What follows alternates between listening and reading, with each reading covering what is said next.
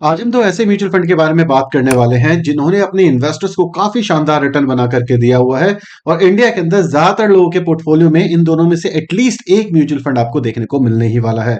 पहला mutual fund होने वाला है HDFC mid cap opportunity fund और दूसरा म्यूचुअल फंड होने वाला है कोटक इमर्जिंग इक्विटी फंड।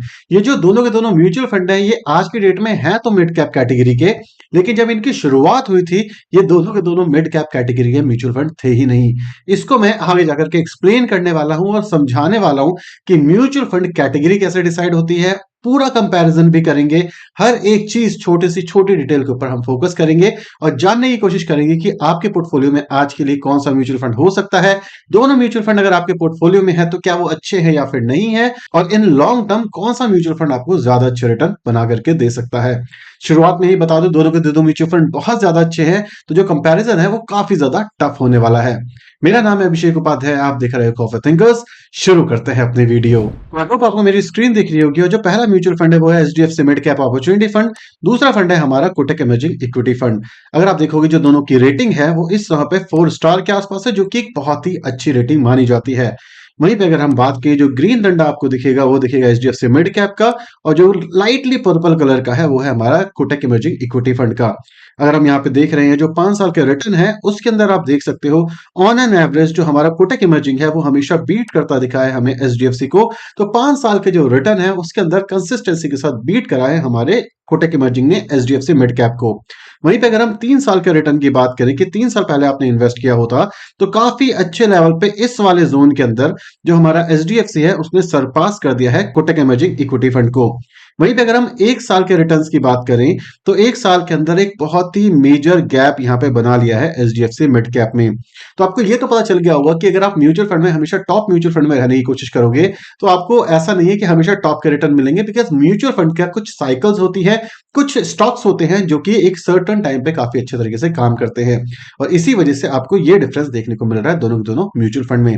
वहीं पे अगर हम रिटर्न्स की बात करें तो अभी तक तो अच्छे लग रहे हैं। वहीं पे काफी सारे लोग कहते हैं भाई ट्रेलिंग रिटर्न्स हमें दिखा दो, तो यहाँ पे मैंने डे 1 से लेकर के 10 साल के आपको ट्रेलिंग रिटर्न्स दिखाए हैं। यहाँ पे ऑन एन एवरेज जो एचडीएफसी है उसके रिटर्न्स आपको ज्यादा दिखेंगे अगर आप ट्रेलिंग रिटर्न्स की भी बात करते हो। वहीं पे जो कोटक इमर्जिंग है रिटर्न्स उसके ज्यादा अच्छे हैं, लेकिन ऐसा नहीं है कि वो हमेशा कैटेगरी में टॉप पे रहा है, कभी टॉप पे आया कभी बॉटम पे आया है। वहीं पे अगर हम बात करें कंसिस्टेंसी की तो जो HDFC mid cap mutual fund है उसने कंसिस्टेंसी के साथ बीट करा है और एक काफी अच्छा खासा मार्जिन मेंटेन करने की कोशिश करी है। वहीं पे जो कोटक है उसमें थोड़ी सी कंसिस्टेंसी अभी तक मिसिंग दिख रही है। वहीं पे अगर हम बात करें फंड्स की तो फंड की अगर आप बात करोगे तो जो एचडीएफसी मिड कैप फंड है वो सन 2000 के आसपास शुरू हुआ था। वहीं पे जो कोटक इमर्जिंग फंड है वो 1998 से चल रहा है। तो एएमसी कौन सी ज्यादा पुरानी है? कोटक की एएमसी थोड़ी सी ज्यादा आपको पुरानी देखने को मिल रही है। वहीं पे अगर हम लॉन्च डेट की बात करें तो 1999, वहीं पे 1994 के आसपास आपको लॉन्च डेट देखने को मिल रही है एएमसी की। कस्टोडियन आपको एचडीएफसी के अंदर कोई नहीं दिख रहा, लेकिन हमें पता है एचडीएफसी का कस्टोडियन कौन है। वहीं पे अगर आप देखोगे जो कोटक इमर्जिंग इक्विटी फंड है उसका डच बैंक कस्टोडियन है। जो बैकएंड का काम होता है, प्रोसेस जो काम होता है, जितने भी आपको सर्टिफिकेट्स मिलते हैं वो सारी की सारी चीजें आपको कैम्स के अंदर देखने को मिलेगी। तो दोनों को जो रजिस्ट्रार और ट्रांसफर एजेंट है वो कैम्स है, मतलब जितना भी पेपर वर्क होता है वो इस समय पे कैम्स हैंडल कर रहा है दोनों के दोनों म्यूचुअल फंड का। जो कैम्स का शेयर होल्डिंग है, मतलब ज्यादातर जितने भी एएमसी है 67% एएमसी का काम कैम्स करता है। तो कैम्स काफी ज्यादा ट्रस्टेड कंपनी मानी जा सकती है। वहीं पे अगर हम कुछ और डिटेल्स की बात करें तो दोनों के दोनों जो म्यूचुअल फंड है उसके अंदर कितना पैसा इक्विटी में लगा है ये भी देखना जरूरी है। अगर यहाँ पे हम पहली बात करें एचडीएफसी की तो 93% के आसपास इक्विटी में है, 6% कैश है। वहीं पे अगर हम बात करेंगे कोटक की तो सेम तरीके का आपको इक्विटी और कैश दिख रहा है। लेकिन एक मेजर चीज आती है कि जब भी आप मिड कैप की बात करते हो तो 65% मैंडेटरी है। तो 70% के आसपास कोटक ने मिड कैप में डाला है, जो कि बहुत अच्छी बात है, बिकॉज 65% उन्हें मैंडेटरी डालना है, उसके आगे डालना चाहे तो डाले, ना डालना चाहे तो ना डाले। लेकिन वहीं पे जो कोटक है हमारा उसने 66% डाला है मिड कैप में। स्मॉल कैप की और लार्ज कैप का जो डिवाइड है वो आप आसानी से देख सकते हो। स्मॉल कैप में कोटक ने थोड़ा सा ज्यादा डाला है और लार्ज कैप के अंदर दोनों का ऑलमोस्ट सिमिलर दिख रहा है। इवन कोटक का लार्ज कैप में भी काफी ज्यादा अच्छा दिख रहा है। इसके पीछे जो मेजर रीजन आपको दिखेंगे कि भाई उन्होंने जो मिड कैप कैटेगरी है जिसका ये म्यूचुअल फंड है उसके अंदर कम डाला है, बाकी कैटेगरी में अपने हाथ पैर फैला दिए हैं, जिससे क्या होता है ग्रोथ तो आती ही है लेकिन थोड़ी सी सेफ्टी भी कोटक हमारे लिए लेकर के ला आता है। तो ओवरऑल डिस्ट्रीब्यूशन इस पे आप मेरे स्क्रीन पे देख रहे होंगे। पॉज करके आप पूरी इंडस्ट्री और बाकी सारी चीजें देख सकते हो, लेकिन वीडियो ज्यादा लंबी हो जाएगी इसलिए हमें थोड़ा आगे जाना पड़ेगा, तो आप उसको बैक करके दोबारा से देखना। वहीं पे अगर हम बात करें कि भाई फंड की कुछ डिटेल की कौन सा फंड है, किस तरीके का फंड है, तो अगर आप रिस्क की बात करोगे तो इक्विटी है, तो इसलिए वेरी हाई रिस्क आपको दिखेगा ही। मिनिमम जो एसआईपी है वो दोनों के अंदर 100 रुपए से आप शुरू कर सकते हो, तो ऐसा कोई दिक्कत नहीं, कोई भी एसआईपी कर सकता है, इवन एक बच्चा भी। वहीं पे अगर हम एक्सपेंस रेशियो की भी बात करें तो एक्सपेंस रेशियो में बहुत बड़ा गैप आपको देखने को मिल रहा है, करीब करीब 0.50 का गैप, क्योंकि जो एचडीएफसी है उसका पास 0.81 का है, 0.38 का लेता है कोटक इमर्जिंग। एक्सपेंस रेशियो यहाँ पे एचडीएफसी का थोड़ा सा ज्यादा दिख रहा है हमें। वहीं पे एनएवी की बात करें तो एनएवी पे तक कुछ ज्यादा फोकस करने की जरूरत नहीं, इग्नोर कर सकते हैं, जैसे मैंने काफी बार बताया है। ऐसा क्यों है आप कमेंट सेक्शन में जरूर बताना। अगर हम बात करें फंड स्टार्टेड डेट की तो ऑलमोस्ट 2013 में दोनों के दोनों म्यूचुअल फंड शुरू हुए हैं, ऑलमोस्ट सेम डेट के आसपास। फंड साइज की बात करें तो टॉप फंड साइज में आपको दिखेगा, मतलब one of the largest fund size के म्यूचुअल फंड है ये दोनों के दोनों, जहां पे एचडीएफसी का है 52,000 करोड़ के आसपास, वहीं पे जो कोटक है उसका 36,000 करोड़ के आसपास। एग्जिट लोड की बात की जाए तो 1% आपको एग्जिट की फीस देनी पड़ेगी अगर आप 1 साल से पहले पैसा निकालते हो। वहीं पे अगर आप 1 साल से पहले निकालोगे तो 1%, अदरवाइज आपको 10% के आसपास देना पड़ेगा। तो इसको कुछ नहीं, 1% आप मान सकते हो सिंपल वे में, तो आपका काम चल जाएगा। वहीं पे अगर हम आगे देखें तो आपको सेम चीज देखने को मिलेगी कि जो कंसिस्टेंसी है रिटर्न्स वाइज, यहाँ पे आपको एचडीएफसी में थोड़ी सी ज्यादा देखने को मिलती है। और वहीं पे जो कोटक है कंसिस्टेंसी इसके पास भी है, बेंचमार्क को इसने भी बीट करा है, लेकिन अगर आप रिटर्न्स की वाइज जाओगे तो रिटर्न्स थोड़े से ज्यादा हमारा एचडीएफसी निकाल के ला पा रहा है, जो कि एक बहुत अच्छी बात है। प्रो कॉन्स की अगर हम बात करें तो आपको कंसिस्टेंसी देखने को मिलेगी 1 साल, 3 साल, 5 साल और 10 साल के बारे में, कि भाई लगातार पैसा बन रहा है, लगातार बेंचमार्क को भी बीट कर रहा है। सेकंड चीज, एक्सपेंस रेशियो लो है, क्योंकि 1% से कम है तो एक्सपेंस रेशियो ठीक है, ऐसा कोई दिक्कत नहीं है। जो अल्फा है मिड कैप कैटेगरी का वो हमेशा कम होता है। अगर हम स्मॉल कैप की बात करें, स्मॉल कैप में 10 तक भी अल्फा आपको जाता हुआ दिखेगा, लेकिन यहाँ पे अल्फा 3 का है, जो कि एक सही बात है, अच्छी बात है। वहीं पे अगर हम कंसिस्टेंसी कोटक की बात करें तो कंसिस्टेंसी इसमें भी है, लेकिन लास्ट 1 साल के अंदर जो कंसिस्टेंसी है वो थोड़ी खराब हुई है, इसलिए 3 साल, 5 साल और 10 साल यहाँ पे दिखाया गया है। और एक्सपेंस रेशियो 0.3 का है, मतलब लोएस्ट है, तो इतना कोई मेजर डिफरेंस है नहीं। कॉन्स की बात करें तो एचडीएफसी में ऐसा कोई भी कॉन्स नहीं है, कोई भी दिक्कत नहीं है, लेकिन 1 साल के जो एवरेज रिटर्न है वो थोड़े से कम है कोटक के, तो इसी वजह से ये कॉन्स की लिस्ट में हमने ऐड करा हुआ है। रिटर्न अच्छे हो जाएंगे तो उसको हम हटा देंगे। वहीं पे अगर हम बात करें टॉप होल्डिंग की, तो जो HDFC mid cap opportunity fund है 17% का कॉन्सेंट्रेशन टॉप 5 कंपनियों में दिखेगा। वहीं पे 18% का कॉन्सेंट्रेशन कोटक इमर्जिंग में देखने को मिलेगा। टॉप 20 कंपनीज के अंदर 54% और यहीं पे कोटक इमर्जिंग ने 51% के आसपास डाला है। पीई मतलब सस्ता इस समय पे कौन सा म्यूचुअल फंड दिख रहा है हमें, तो PE wise, price to earning wise, जो एचडीएफसी मिड कैप है वो आज भी सस्ता दिख रहा है, इवन इतने अच्छे रिटर्न देने के बावजूद। ऐसा क्यों हो रहा है? ऐसा इस वजह से हो रहा है क्योंकि जो चर्निंग है, थोड़ी सी चेंजेस किए गए हैं फंड के अंदर, वो फंड के फेवर में आ रहे हैं, और इसी वजह से जो प्राइस टू अर्निंग है फंड का वो थोड़ा सा कम है।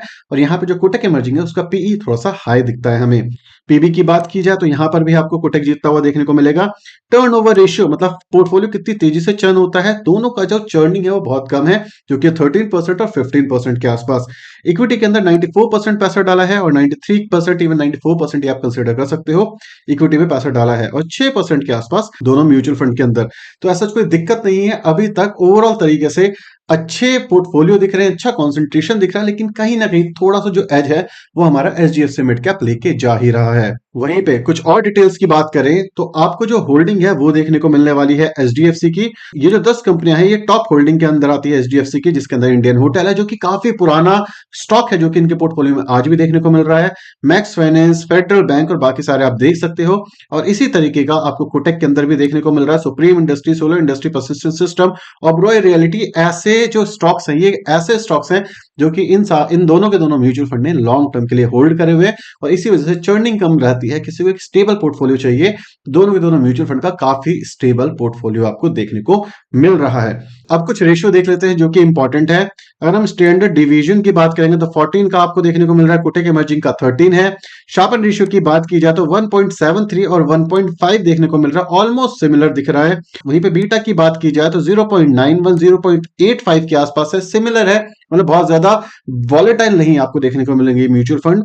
अगर हम बात करें शॉर्ट टर्म रेशियो की तो 2.87 2.76 दिख रहा है आपको कोटक का। अल्फा की बात की जाए तो 3.77 और 1.86 अल्फा आपको दिख रहा है कोटक का।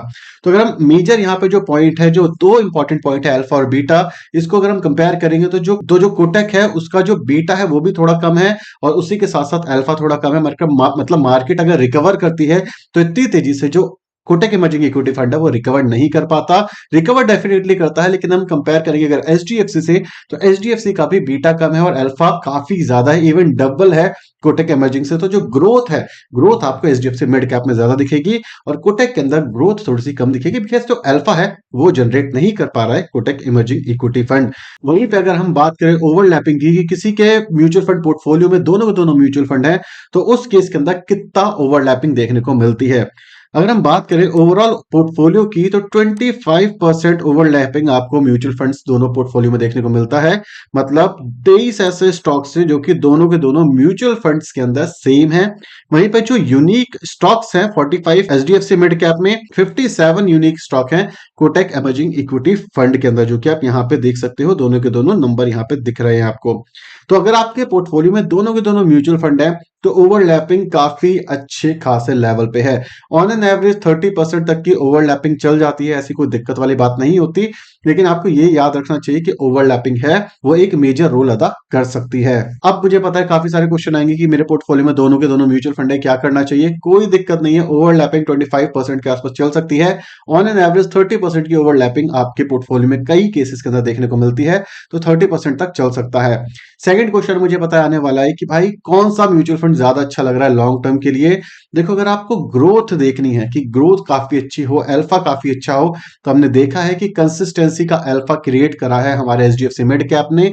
तो काफी लंबे समय तक आपको जाना है तो एचडीएफसी का आप जरूर कंसिडर कर सकते हो। सेकंड क्वेश्चन आने वाला है कि भाई कोटक इमर्जिंग चल नहीं रहा है तो क्या करना चाहिए। अगर आपके पास पुराना पैसा पड़ा हुआ है कोटक इमर्जिंग के अंदर तो अभी कुछ भी मत बेचना, पैडे रहने दो, क्योंकि अल्फा ये भी जनरेट कर रहा है, लेकिन ज्यादा नहीं कर रहा, लेकिन फिर भी कर रहा है। आपको हमेशा टॉप म्यूचुअल फंड में होने की जरूरत नहीं है, क्योंकि कोई भी म्यूचुअल फंड टॉप हमेशा नहीं रह सकता, एक टाइम के बाद वो सेकंड और थर्ड नंबर पर जरूर आता है, जो चीज इस समय पे कोटक इमर्जिंग के अंदर देखने को मिल रही है। किसी के पोर्टफोलियो में दोनों है तो आप दोनों रख सकते हो, ऐसी कोई दिक्कत वाली बात नहीं है। किसी भी कैटेगरी के अंदर अगर आपको टॉप परफॉर्मिंग म्यूचुअल फंड चाहिए तो ऐसा मिल ही नहीं सकता, क्योंकि ये फिजिबल ही नहीं है। क्योंकि काफी सारे केस के अंदर कुछ ऐसे स्टॉक्स होंगे जो ज्यादा चलेंगे और कुछ ऐसे होंगे जो कम चलेंगे, तो जिसके ज्यादा स्टॉक चल रहे होंगे वो टॉप पे आ जाएगा। लेकिन जो एक मेन इंपॉर्टेंट पार्ट है कि भाई बेंचमार्क को बीट करना चाहिए, जो कि लंबे समय में देखा गया दोनों म्यूचुअल फंड कर पाते हैं। अगर हम बात करें क्या कोटक इमर्जिंग काफी अच्छा म्यूचुअल फंड है, डेफिनेटली वो एक अच्छा म्यूचुअल फंड है, लेकिन वो म्यूचुअल फंड आपको समझना पड़ेगा किस तरीके का है। वो इक्विटी, ग्रोइंग इक्विटी के अंदर इन्वेस्ट करते हैं, मतलब वो ऐसे स्टॉक्स के अंदर इन्वेस्ट करते हैं जो कि लंबे समय में अच्छा परफॉर्म करेंगे, अच्छी मार्केट कंडीशन में, जब मार्केट एकदम स्टेबल होगी तब अच्छा काम करेंगे। और इसी वजह से थोड़ी सी अनस्टेबिलिटी आपको इस समय पे इसके पोर्टफोलियो में देखने को मिल रही है। तो इस म्यूचुअल फंड कैटेगरी में कौन सा जीता है, दोनों ही बहुत अच्छे म्यूचुअल फंड है, तो किसी एक को विनर ठहराना थोड़ा सा मुश्किल है। कुछ रीजंस है, कुछ सिनेरियोज हैं जिस वजह से मुझे लगता है एचडीएफसी इसके अंदर जीतना चाहिए। सबसे पहला, कंसिस्टेंसी उसके पोर्टफोलियो में दिखती है कि ग्रोथ दिख रही है। सेकंड चीज, चर्निंग, किसी को एक स्टेबल पोर्टफोलियो चाहिए होता है, दोनों का स्टेबल है लेकिन चर्निंग थोड़ी सी ज्यादा हमने एचडीएफसी में देखने को मिलती है, जिस वजह से वो एक अच्छा पोर्टफोलियो है। थर्ड, अल्फा थोड़ा ज्यादा अच्छा निकाल के ला पा रहा है एचडीएफसी मिड कैप। फोर्थ चीज, अगर आप पोर्टफोलियो देखोगे तो ग्रोथ पोर्टफोलियो एचडीएफसी का दिखता है, वहीं पे दिखता तो कोटक का भी है, लेकिन नंबर एचडीएफसी के अभी तक थोड़े ज्यादा बन गए हैं। लेकिन किसी के पोर्टफोलियो में कोई सा भी म्यूचुअल फंड है और अगर आपका लॉन्ग टर्म का विजन है तो दोनों को दोनों म्यूचुअल फंड अच्छे परफॉर्म करेंगे, बेंचमार्क को बीट करेंगे। लेकिन अगर किसी का शॉर्ट टर्म का विजन है तो उस केस के अंदर एचडीएफसी अच्छा ऑप्शन है। कोटक इमर्जिंग थोड़ा सा स्ट्रगल फेस कर रहा है इस समय पे। आई होप आपको ये वीडियो पसंद आई होगी। पसंद आई तो वीडियो को लाइक और चैनल को सब्सक्राइब करना बिल्कुल भी मत भूलना। और अगर आपको भी किसी म्यूचुअल फंड का कंपैरिजन चाहिए तो आप कमेंट सेक्शन में डेफिनेटली बता सकते हो, मैं उस पर नेक्स्ट वीडियो जरूर लेकर के आ जाऊंगा। Thank you so much for watching this video. Tata, bye bye, signing of.